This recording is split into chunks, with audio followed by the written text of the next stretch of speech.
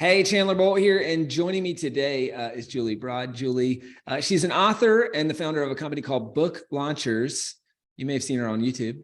She's got a popular YouTube channel, crazy popular. I can't go anywhere on YouTube without seeing her face. It's called Book Launchers TV, and yeah, she helps authors write and market better books. Today, we're going to be talking about how to launch a book, how to market a book. I suspect this will be a book launch and marketing masterclass. And so we're just going to get straight to it. And hopefully this will be really helpful interview for folks. So Julie, welcome. Great to have you here. Yeah, thanks for having me, Chandler. So first and foremost, why books? You've written multiple books yourself. And obviously this is the core business that you're in. Why books as a whole? And then what's the why behind being in the business of helping people launch books? Yeah, why books? It was kind of a little girl. I thought I'd be a writer. People told me writers didn't make money, so I went to business school. But I eventually, kind of came upon an opportunity, which I thought was going to be with Wiley getting a book published. But in the end, they turned me down. And it was actually a really great thing that they turned me down. But at the time, I was pretty devastated, because I had friends who got book deals and I didn't understand why I didn't get one. But what it did was free me to actually write the book I wanted to write, and also do it with a little bit of like, okay, Wiley, I'm going to do it better than if you did it with me. I ended up taking the book to #1 on Amazon. So ahead of Dan Brown, ahead of Game of Thrones, #1 in print books. And I don't think I would have done that without the kind of vengeance fueled motivation that I had. But in seeing that, what the book did for my businesses, because I had a real estate investment company and a real estate training and education company at the time. And, it wasn't instant. It wasn't like book comes out and businesses double. But over the year after that book came out, people who I'd never met before were calling me up, saying, hey, I've got $250,000. Can I invest in one of the properties you're buying? And I was like, is this a scam? Like, really? You want to give me, you don't know me and you want to give me money? But it started happening regularly. And then our training and education company, the classes filled faster. We raised prices. And so I just saw the massive, massive benefits of books. And so I will just keep writing books for the rest of my life because they help people when you're not in the room, and they grow your business, they grow your brand. And they even, my mother-in-law, she even was like suddenly really happy with me. So it had other benefits. Like I never totally got along with her until Why she read books? my book. Gain your mother-in-law's acceptance. Exactly. That's awesome. I have not heard that. I've heard a lot of reasons why to write a book. I have not heard that one. That is amazing. So let's maybe jump straight to it on the book launch side of things. I think a question that you probably get asked all the time, I know we get asked all the time, is, hey, how do I launch this book successfully? And so I think that's you do this all the time, all day, every day at your company. What if you were to give a big picture view for an author that asked that question, what would the answer be? First, look at your bigger picture goals, because a lot of people are measuring their book launch based on book sales. And yet their bigger picture goal is that they want speaking engagements, or they want to get consulting clients, or they want to, gain investors. And, book sales are a measure of some of the activities that you're doing and whether those are successful or not. But at the end of the day, you might get far more results out of giving away 2,000 books to the exact right people who can hire you for speaking engagements than you'll ever get selling 2,000 books. And so I think that's the first thing before you launch your book, is get super clear on what's most important to you. Like looking back after 2 years of your book being out, what are you going, like, that was the awesome thing I wanted my book to do for me. And then reverse engineer that. So your launch is focused on creating that result.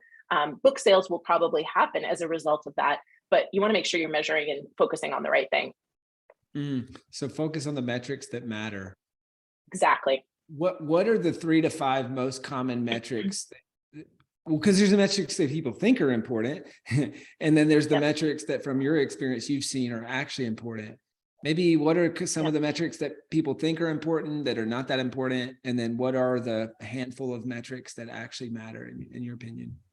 Yeah, again, it depends on your goal. But, a lot of people are focused on book sales and book reviews. I actually would argue book reviews are important no matter what your goals are, because nothing It gives that social proof for anything that you're trying to do.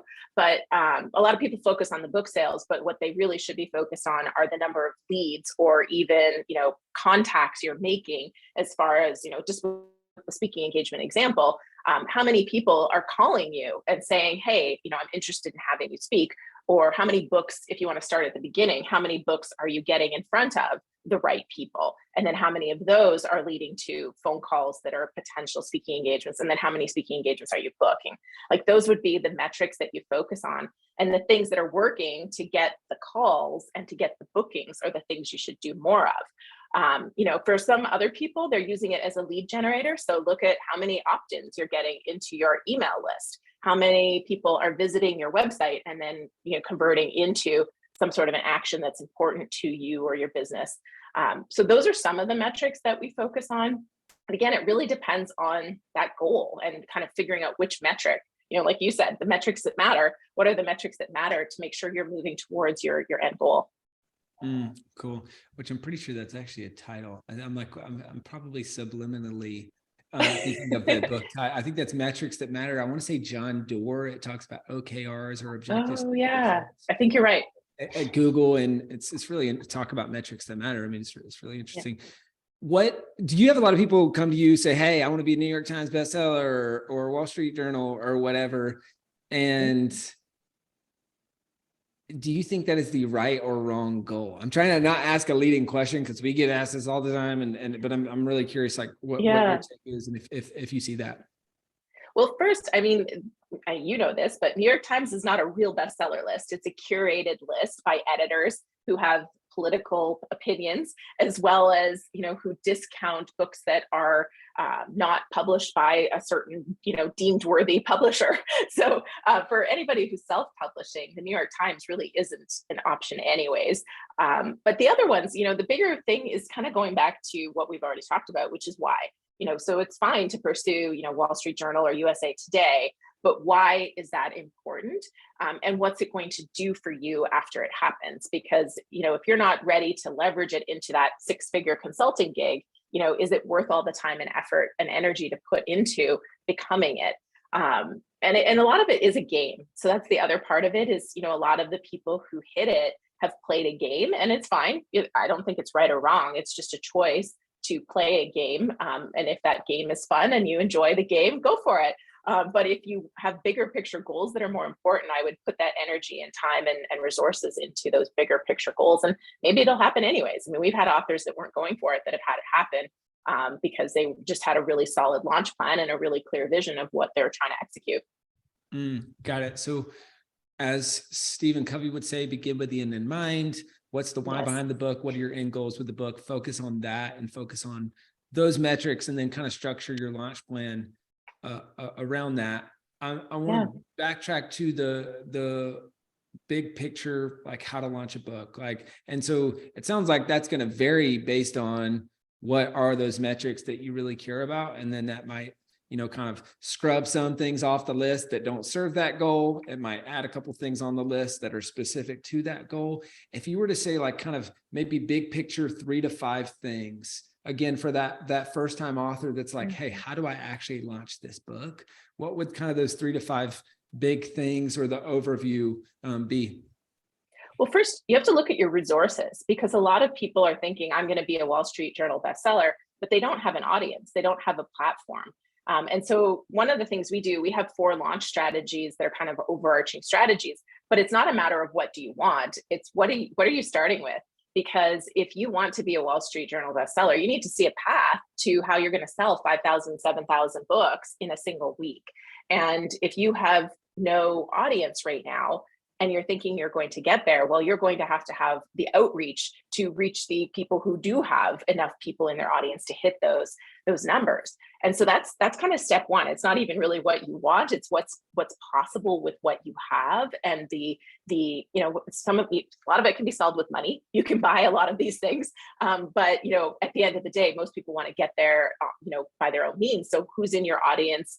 Who's in the audience of your network? And those are some of the resources that you kind of have to start with before you can figure out, am I going for that Wall Street Journal bestseller? Am I going to go for, am I going to do a 99-cent bestseller launch on Amazon and focus on getting one of those orange flags in launch week? Or am I going to build momentum? Am I going to launch with what I've got and then build my audience and build momentum post-launch? Those are kind of some of the approaches that we take with it. But it really starts with that platform piece of who's listening to you and who can you access. Got it. So it starts with looking at what are the resources that you have. And so let's maybe make an assumption, and then I would love for you to kind of give me your thoughts around what would your launch plan be with this assumption. So let's make the assumption that I am a first-time author. I have a small, like, quote unquote audience, but not really a ton. I've maybe got a few hundred people on an email list or kind of on my friends, family, and customers list. And I'm self-publishing, and let's see what else. I've got maybe 5 to 10 grand that I want to invest for this book to be successful. What would be kind of your what's the best case scenario and overall launch strategy that you would recommend for that person? Yep. We would put them into our phased momentum launch, which is really looking at that, launch with whatever you can and then build afterwards. And so part of that is in the 3 months prior, we want to start looking, make that list of all the people that you can reach out to for support and letting them know the book is going to be coming out, and just seeing, like, maybe they have an email list they're interested in sharing the book to. And so just kind of 3 months before, figure out, who is in your audience and what are those kind of resources that you have there. And then as you get closer and you've got a physical book and you can start setting it out, we would start trying to get editorial reviews so that you can get the credibility that will help you with, kind of the post-launch marketing that you want to do. And so some of those things would be going through, you could even do a Goodreads giveaway to try and get Amazon reviewers, but we tend to use NetGalley as one of the places to get some reviews. And there's plenty of other kind of review places like Kirkus that you can pay to get reviews. Depending on your book and your genre, you may or may not want to do that. And by the way, NetGalley reviewers are pretty harsh. So if you have not invested in editing and a good cover, don't pay for NetGalley reviews, because they're going to give you a 4 out of 5 if it's a great book. Just FYI.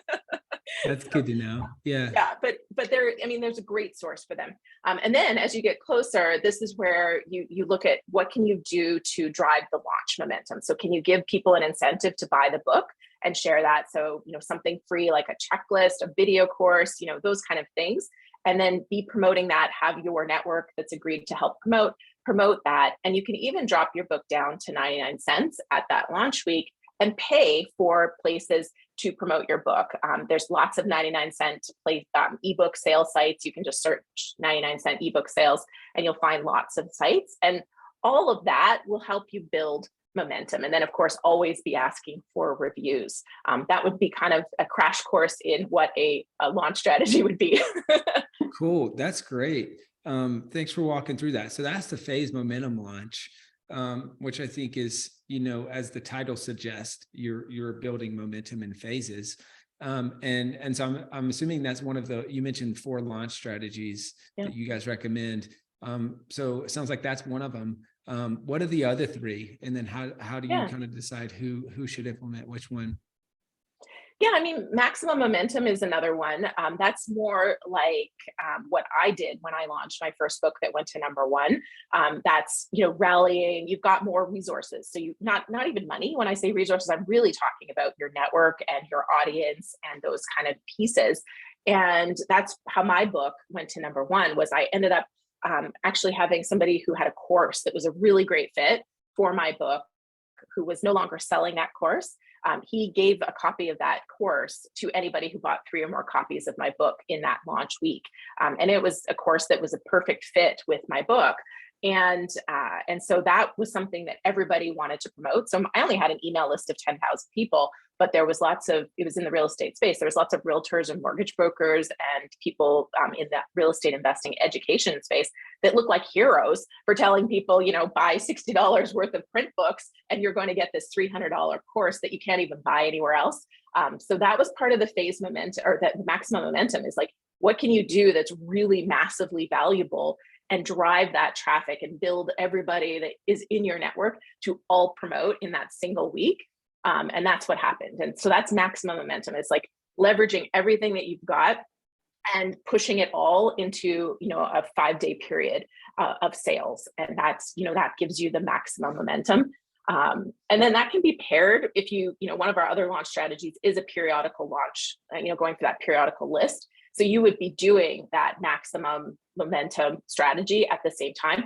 But the difference is we go for a longer pre-sale period, because those periodical lists, they, all the sales that happen in pre-sale count towards that launch week sale on those periodicals. So we usually do a 4-month pre-sale where we're trying to drive as much sales in the pre-sale period versus the maximum momentum launch was like in that 1-week period.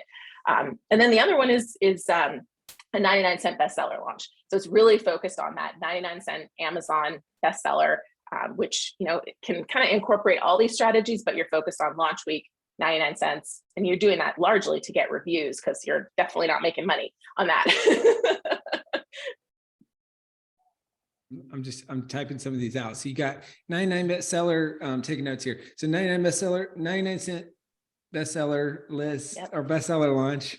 Butchered, yep, that one. Phased momentum launch, and then maximum momentum launch. And you said you could pair that maximum momentum with one other one. I just missed the name of that. Yeah, it's the periodical bestseller. Okay, periodical bestseller. And that sounds like that is, like you were saying, focus a little bit more on pre-release and pre-sales. Exactly. Yeah. Got it. That makes sense. So you talked about, or actually before I ask that, what, in your experience, what have you seen as the 2 or 3 biggest things that sell the most copies of books for authors during launch? Their audience. It's not even 2 or 3 things. It's having an audience that's a really great fit for that book, and your network too. One of our authors, I had to eat my words because I often talk about how Twitter doesn't sell books, and he only had, I don't know, 10 or 15,000 Twitter followers. And so, he was like, I'm going to sell thousands and thousands. And I was like, well, we should have some other strategies. And he actually sold thousands and thousands with his Twitter audience. But the thing that I didn't account for was the fact that he had some really, really influential people who were very engaged with him on Twitter. And they retweeted and shared and talked about his book. And so it wasn't just his 10,000, it was the engagement he had with these influencers. And so I think, when I say it's your audience, it is your audience, but also the people who are closely engaged with you. Another one of our authors has built a relationship also on Twitter, funny enough, with Tom Peters. And Tom Peters has been a huge supporter of her book and is now even writing a foreword for her book and, has been for her next book. And so, that's something that is really vital. And I see that consistently. It's not, I would love to tell you it's the magic of book launchers and we have this magical approach that's going to sell all the books. But, first and foremost, it's that ready-made audience that's excited and ready to support your book. Nice. That's great. So we've talked a lot about the launch. I think, as well as I do, it's the launch is a great start, but it's not the end all be all, right? And I talk about in my new book published is this concept of the Lamborghini launch versus the Toyota Camry approach. Yeah. And so most people take the Lamborghini launch where it's gone in a flash. They use up all this energy and it's sexy and exciting, but then it's gone, right? Versus the Toyota Camry approach was like a long-term, selling books long-term. And I call that the 1-year launch, right? So instead of launching for a week, launch for a year. What, in your experience, have you seen work well to sell books after launch and kind of more long-term? What do you recommend? Yeah. I mean, a lot of different things. I always tell people, try to do one thing every day. And that one thing can be, reaching out to podcasts to get yourself on a podcast, pitching yourself or submitting speaker submissions to different events, running ebook sales every 90 to 120 days so that you are constantly getting yourself in front of the Amazon algorithm, checking your keywords, make sure that your keywords haven't gone out of date.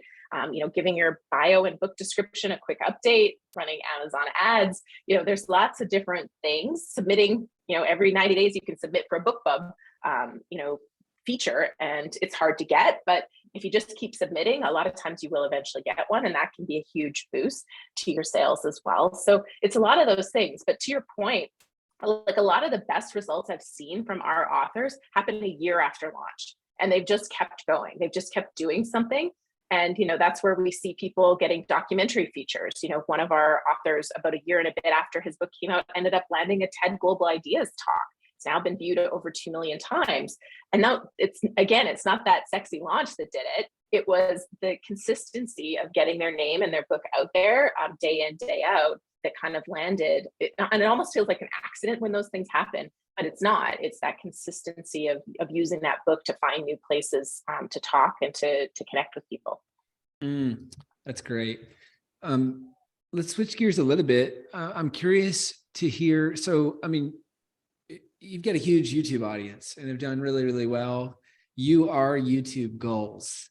How have you, or actually not the how, we'll ask the how in a second, but first, why YouTube for yourself and your business, and then also for books? Yeah, 2 reasons. I mean, when I did in my previous business, I had a little flip camera and no editing. I was often in a renovation site, so I looked terrible. And I would just shoot these videos and upload them to YouTube. And that was often the thing that generated trust with people and interest. My channel did okay, but it was kind of that interesting factor that people felt like they really knew me as a result of the videos. And then when I launched Book Launchers, looking in the space, a lot of the videos there was some good information, but a lot of them were from, and I won't name any of the organizations, but there were some, good organizations, but they were boring. So I saw a real opportunity to kind of get that know, like, and trust factor that video gives you, and have fun with it, and make it more entertaining as well as educational. And I mean, also selfishly, I love YouTube. Like, I like writing books, but I love YouTube. And so those are the reasons for me. So it's fun, and you felt like there was a gap in the marketplace where you could provide real value. Yeah. And so and then is there a strategic component? Like, do you feel like, hey, this is going to be this is one of the best platforms that I can use to grow the business? Like, or is it more of just, hey, this is fun, I want to do this, and it might not be a huge ROI, but I enjoy it? Yeah, I mean, it's fun for me. And so that's something I'm going to do. And I tell our authors to do that too. Like, don't worry if everybody's telling you to be on TikTok if you hate TikTok. Like, go the place that you feel a connection and it's fun, because you'll build your audience there inevitably. And so, I do the same thing with YouTube. And, in the first year, we saw an immediate ROI from YouTube. And so I doubled down on YouTube as far as like, okay, yes, I'm going to invest in editors and other pieces, and, really put time and energy and effort into it. So yeah, there was an element of strategy, but honestly, it's more like, for me, I'm not a social media person. If you follow me, you'll get to see a few pictures of my son, but I don't really talk about business that much on social media. It's just not my place. But YouTube, yes, that's my place. Cool. I can relate to that. I guess I can relate to that on the social media side of things. It's like everyone's always told us we need to go heavier on social. And it's like, but I don't want to do that. Yeah. Like, I don't want to always be, it's like live streaming my life. And, we were joking before the interview. It's like, I have fun every now and then posting pictures of me with my book in an airport or something. But like, outside of that, no, thank you. I am only on Facebook. That's it. And so I love that encouragement to just say, hey, what do you actually enjoy as a business owner, as an author? Great, do that, lean into that. YouTube specifically, any tips for growing a YouTube channel? Yeah, I mean, for me, I've actually been asked to give talks on it, and they're like, how do you crack the algorithm? And like, honestly, I haven't done a lot. I do a little bit of keyword research. My favorite tool is one that a lot of people haven't heard of. It's called Morning Fame. And it's morningfa.me. But it's $15 a month, and it is like a summary of your thumbnails, of your keywords. It gives you a little, like there's a button that's like, create more of these kind of videos, create less of these because they hurt your channel. And that's all I really use. I take a look at it, and I still create some of the videos that, you know, it says hurt my channel, because sometimes I'm creating them because clients are asking this question all the time and we just want to have a video to send to our clients. So I'm like, forget what the algorithm says, I need this video. But you know, it does give me, I look at what it says to create more of, and I do create more of those. And I learn from that. But that's about as far as it goes in terms of like my best advice. I put my content into 3 buckets, so that might be valuable to people. One of the buckets is that piece of kind of what's going to feed that YouTube algorithm. So what's kind of done well in the past. So create more of those.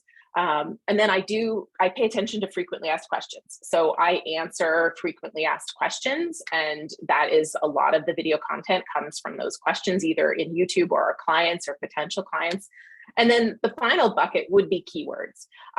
But I don't do a lot, like I don't spend hours and hours toiling over what the ideal keywords would be, but I do pay attention to that as well and create content around those keywords. That's great. I love those 3 buckets. So 3 buckets, what will feed the YouTube algorithm, paying attention to and answering frequently asked questions, and then keywords, and kind of as not the main thing, but something to be mindful of that can rank, which will help with long-term viewership and all that good stuff from an SEO standpoint. So it's been awesome, Julie. What would be your parting piece of advice, knowing what you know now from all the books that you've launched, both yourself and through your company, for the person launching their first book? Yeah, it's my own saying is the missing piece is always action. I mean, your book is not going to do anything if you don't publish it, and it's not going to do anything if you don't talk about it. So you need to get out there and take action. Awesome. Where can people go to find out more about you, your books, your business, whatever will be most helpful? Yeah, I mean, I've already told you, I'm hanging out at booklaunchers.tv. So that's the YouTube channel. I am the one that responds to all the comments.